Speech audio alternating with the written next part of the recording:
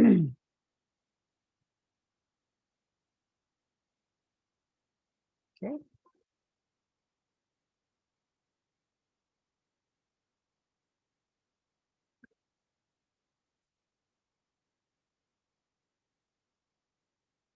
Okay, good evening, everyone. We are live now. We can get started. I'm Varun. I'm one of the instructors for this course. The other instructor is Professor Mukunda, but he's not here today. We also have here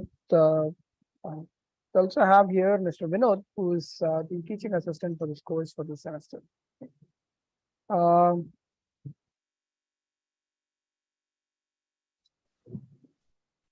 Let me start with the questions that we have received.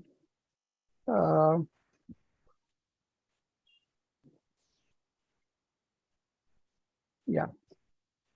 Sir, shall we wait for some more time? Only one learner has joined. I think more students will join. Okay.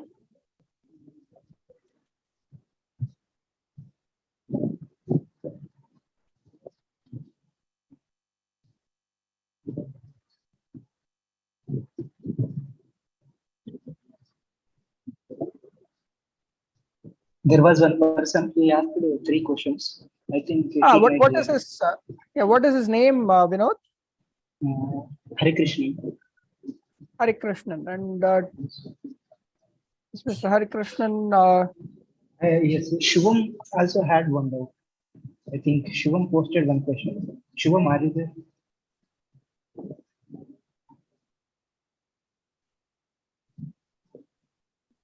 I see that there is one Mr. Shivam who has joined the call, but anyway, it's okay. Let's start with the questions that we have received. Mr. Hare Krishnan has asked the questions, right? So let's start with that. Okay. Yeah. Okay. Right. Yeah. So the first question that Mr. Hare Krishnan has asked is in liquid propulsion. Coaxial injectors are designed with liquid in the inner tube and gas in the outer periphery. What are the advantages and the idea behind this? Also, the reason for having recessed distance between the inner tube and the outer periphery tube. Why not liquid fuel in the outer periphery tube with swellers? Yeah, this is a very good question. And as Mr. Hare Krishnan himself has suggested, why not liquid fuel in the outer periphery tube with swellers? Yes, liquid centered and liquid in the center and gas in the periphery is not the only configuration that is used. Gas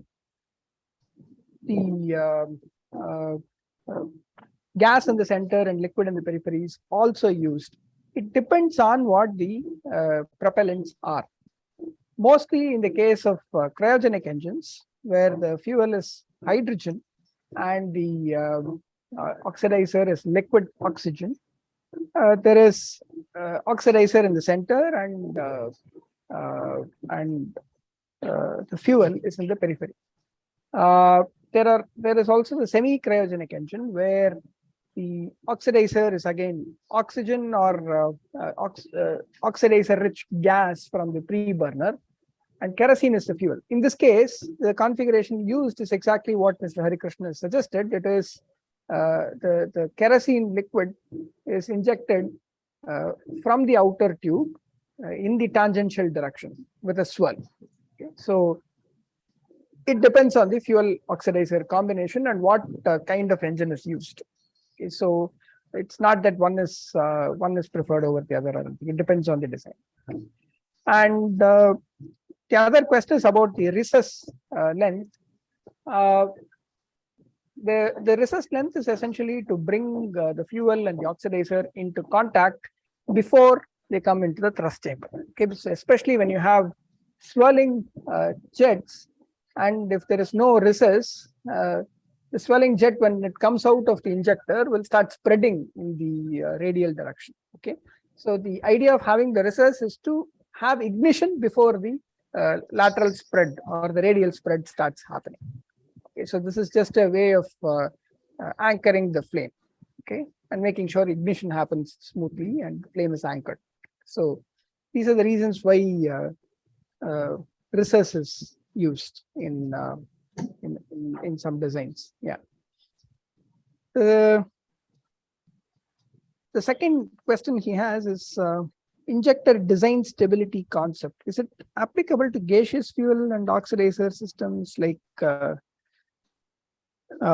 land-based gas turbines? Injector design stability concept. Okay, I don't know what exactly Mr. Harikrishnan means. I'll give an answer, and if Mr. Harikrishnan is there, maybe he can raise a follow-up question. Okay.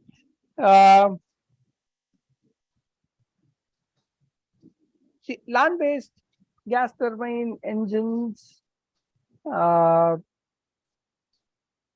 and the question, okay, it's not possible to give a general answer because it depends on what the fuel is. Okay, in a land-based gas turbine engine, the oxidizer is air. There is no problem there. But the fuel could be natural gas, for example. This is something that is used in several parts of USA. Shale gas is used in gas turbine engines to generate power. And in such engines, significant level of premixing is done to reduce NOx emissions. Okay, and therefore the concept of stability there pertains to the stability of the flame itself, as in whether under part load conditions it can flash back, or whether under part load conditions it can blow off, or under some other conditions whether it can flash back. So it's a different kind of stability consideration that is being talked about. And the premix flames are a lot more sensitive to instabilities than diffusion flames. So the answer is that it depends whether we are dealing with a gaseous fuel system or a liquid fuel system. In a liquid fuel system, in gas turbine combustors, in primary combustors, stability and particularly thermoacoustic instability is not a serious problem. It could be a serious problem. It is a serious problem in premixed systems using gaseous fuels. Okay, and there the design, the fuel injection system design is very different from the classical gas turbine engine design, or for that matter, the rocket engine design. Okay, so that I hope answers Mr. Harikrishnan's question. If you are here and if you have a follow-up question, please raise your question. His third question is, pilot burners in the gas turbine is using diffusion combustion to start. Why is it not possible to use premix burner for pilot burner and use them technically? The answer is very simple. Diffusion flames are a lot more easy to control, and they are a lot more stable than premix flames. Premix flames, you have the problem of blow off, flashback, and all that. In diffusion flames, you don't have any of those issues. And the reason, and premix flames usually require a complicated arrangement. You need to have a flame arrestor, and you have to have some way of knowing if it is if it blows off or not, and so on. Okay, but these are simpler to deal with when you are having a diffusion flame. And of course, the diffusion flame is, there is a push to transition from diffusion flame to premix flames because of emissions. But pilot burners use a fraction of a teeny tiny fraction of the total fuel flow rate, and the emission from a diffusion flame is a pilot diffusion flame is nothing negligible compared to the total emissions. So you would go for an option that is more reliable than trying to do something that will only give you very marginal, not even marginal. There won't be any improvement at all. Okay, so that's the reason why diffusion flames are used. Diffusion flames are robust. Diffusion flames are stable.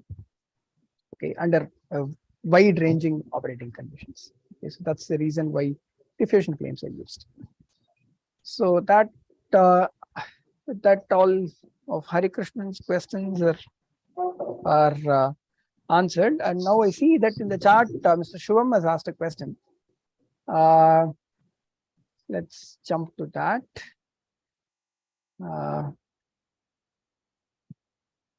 He says, I have a doubt on how detonation engine combustion works. Okay, please go ahead. Can you tell me what the specific question is, or is the question how the detonation engine works?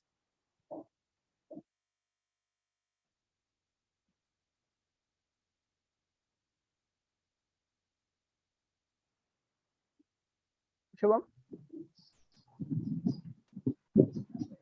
How the detonation engine works. Okay.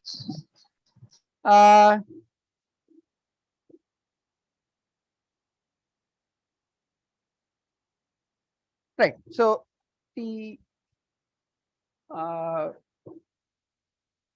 detonation engine works by periodically creating a detonation wave and expanding it through uh, uh, through a nozzle-like arrangement. It is not exactly a nozzle; it's just a nozzle-like arrangement. Okay, and the periodic uh, creation of the detonation wave and its uh, its exhaust from the engine creates a net force in the direction of propagation. Okay, and the detonation wave is essentially a shock wave. Detonation wave is essentially a shock wave that is created or that is powered by the process of combustion. So, so that is how detonation engines work. So it's a very transient process. In a rocket engine or in a gas turbine engine, you ignite once, and then there is a steady flame. Enthalpy is added to the flowing stream by burning of fuel, and then the hot gases, the high pressure, high temperature gases are expanded through a nozzle and thrust is produced. Here it is not like that. Every okay, it depends. There are detonation engines working on a frequency of 10 hertz, 20 hertz, and all that. So a 10 hertz engine is essentially creating 10 detonation waves every second and just pushing it out of the system. It is not correct to say that it is more effective than conventional ones. It is attractive for the following reasons. A detonation engine can work with essentially no moving parts. Okay, and of course we know of such engines in propulsion community. For example, ramjet and scramjet do not have any moving parts. All you have is an intake, which is a which is a converging section, and then there is a combustion chamber, and then there is a diverging section, which is the nozzle. Okay, so we know already of such systems, ramjets and scramjets, which do not have any rotating parts. It's just a duct. It is a duct that is flowing, that is flying. All you need to do is inject fuel. But there is a catch. The catch is that a ramjet and a scramjet cannot start flying from Mach 0. As in, you cannot start a ramjet engine from the ground and produce positive thrust and accelerate it to supersonic speeds. A ramjet engine or a scramjet engine operates, will start producing net thrust only beyond Mach number 2. So it should already be flying, and then it can take over. You have to go from 0 Mach number to 2 using some other means, using a rocket engine or a turbojet engine or something. And once you cross a threshold Mach number, the ramjet will take over. And the same ramjet engine can transition into a scramjet engine at a higher Mach number. So they cannot start from ground. What makes a detonation engine attractive is it can technically start producing thrust from Mach 0. So detonation engine is this. The reason why it is attractive is it is an engine with no moving parts, which can produce thrust, net thrust at ground. That is why it is very, very attractive as a concept. So I wouldn't call it more effective, but it's very attractive because of this particular feature that it has. But it has other issues. For example, because it's not a steady process. So it is cyclical or repetitive creation and destruction of detonation waves. There is an inherent unsteadiness to it. There are control issues and so on. So it has both pros and cons. So I hope that answers your question.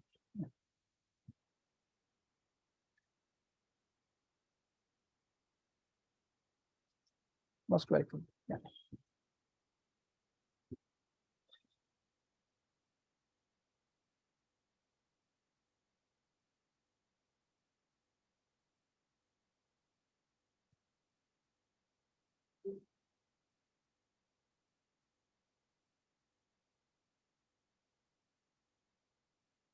I see.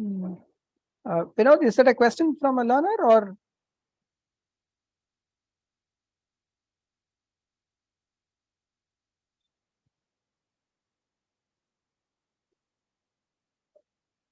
Vinod?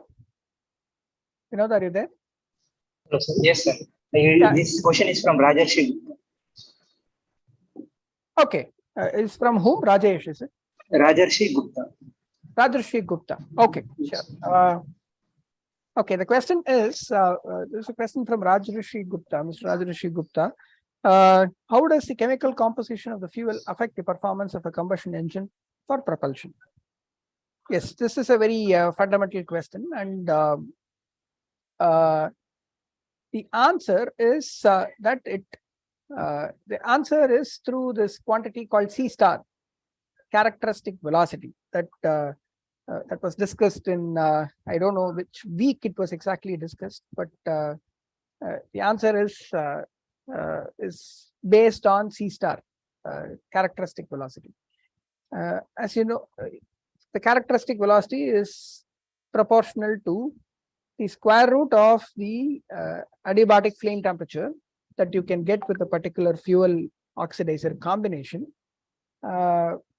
It's directly proportional to the square root of the temperature, and it is inversely proportional to the square root of the molecular weight or the effective molecular weight of the combustion gases or the post-combustion gases.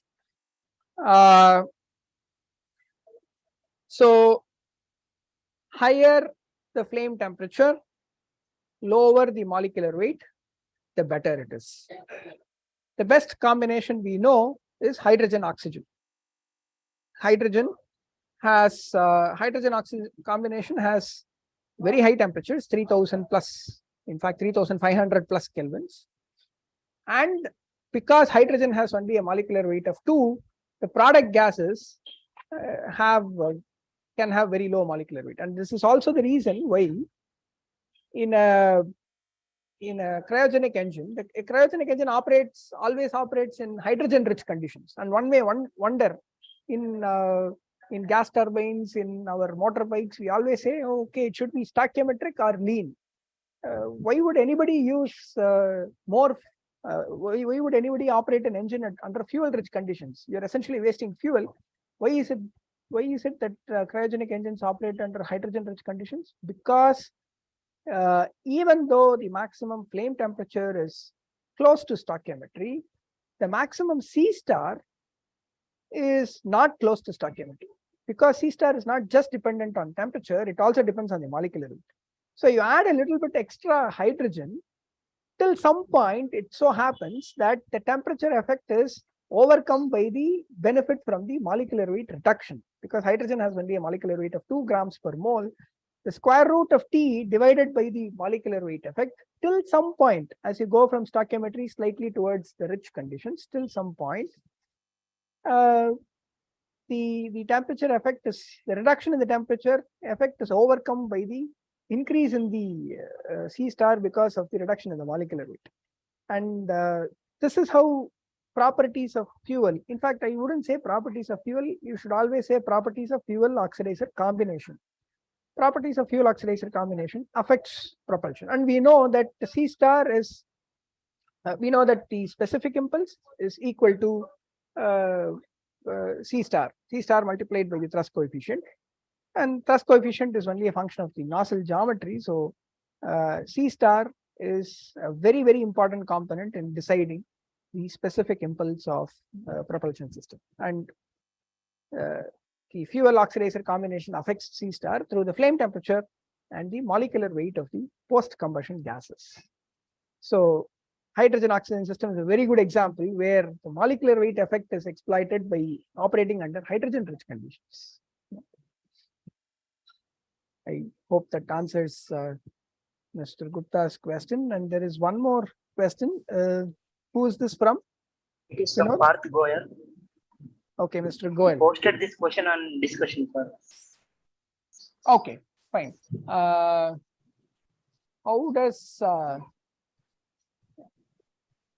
How does lateral diffusion affect the burn rate index of the propellant in general? Okay.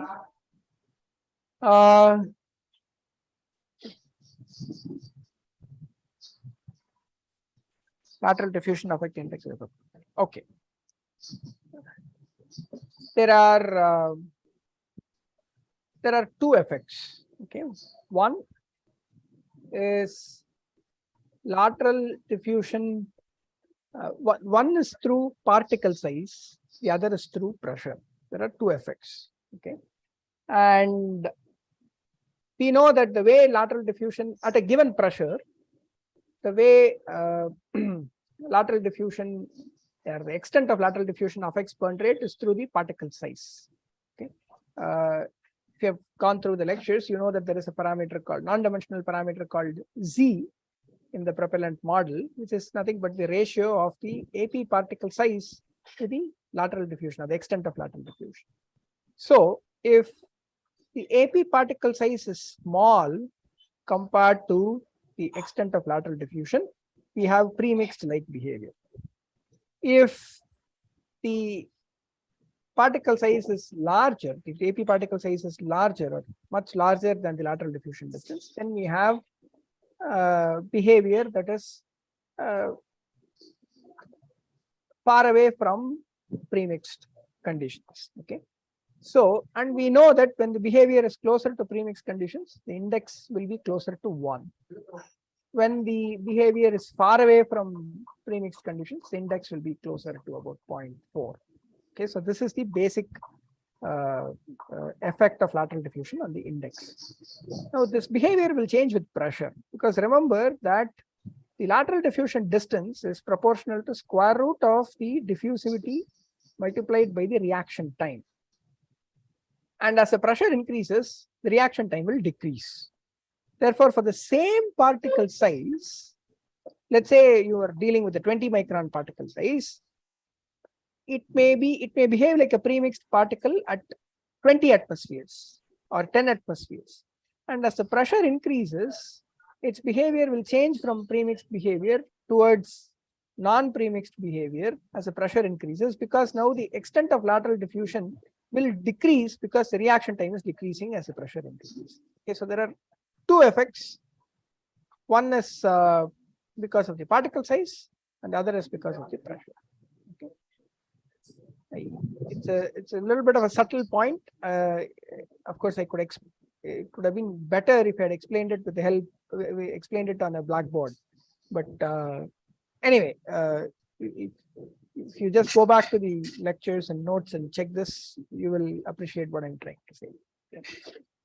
So see it from this perspective, that as two different effects, one because of particle size and the other because of pressure. So as the particle size increases, extent of lateral diffusion, or the effect of lateral diffusion is decreasing.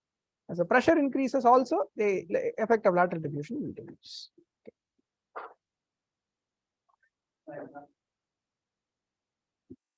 And, Shivam has asked a question. What are some advanced propulsion systems for distant space travel currently in research?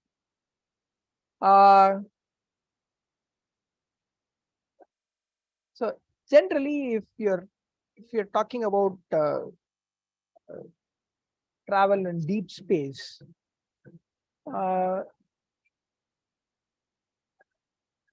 you don't need thrust. You need only occasionally you need thrust for course corrections. Okay, so you're essentially moving in vacuum, and therefore once you accelerate to a certain speed, you don't need any thrust. There is no resisting force. You just keep accelerating. Okay. So therefore, you don't need a propulsion system that can generate a lot of thrust. On the other hand, you need an extremely efficient propulsion system with very high propulsion efficiency. So very high propulsion efficiency, very compact, and so on. So, electric propulsion systems, hall thrusters. Again, I'm not an expert in this field, but non-chemical propulsion systems are more suitable for such applications, nuclear and electrical, and so on and so forth. And as I said, since I'm not an expert in this, I cannot tell you what is the happening thing in this, but just look up exciting advances in electric and nuclear propulsion. You will find a lot of things happening for deep space travel.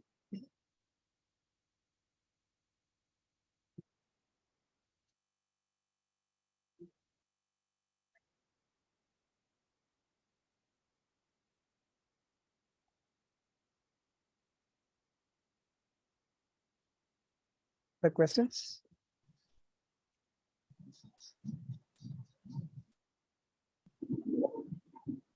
Sir, there is one more question from Harish Ligara.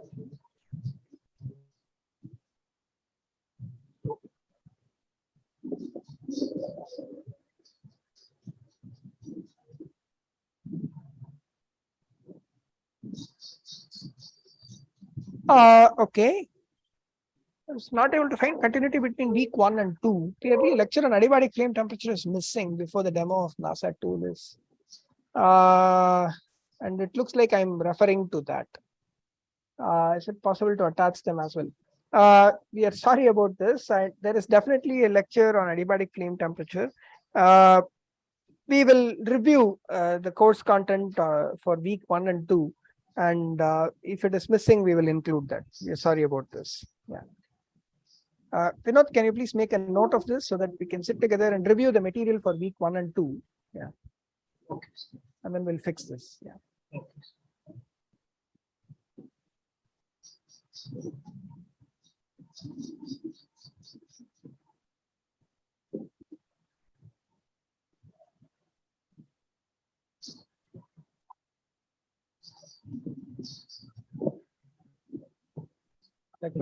No more questions from discussion forum and spreadsheet. These were the questions. Okay, it looks like we have addressed all the questions which were put to us. Of course, if learners come live, join the call, or you can type your questions in the chat box in the YouTube live stream also. And we'll be here till 6 o'clock, and we'll be happy to answer your questions. Yeah. You can type your questions in the YouTube chat box.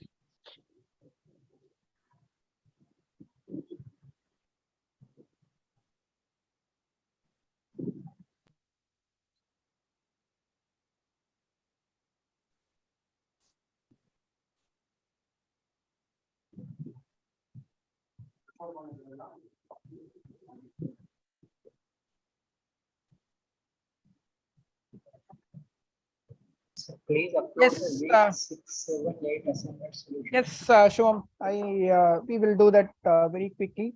A couple of days ago, Vinod and I sat together and reviewed all the solutions, and it will be released very soon. Yeah. When will it go online, Vinod?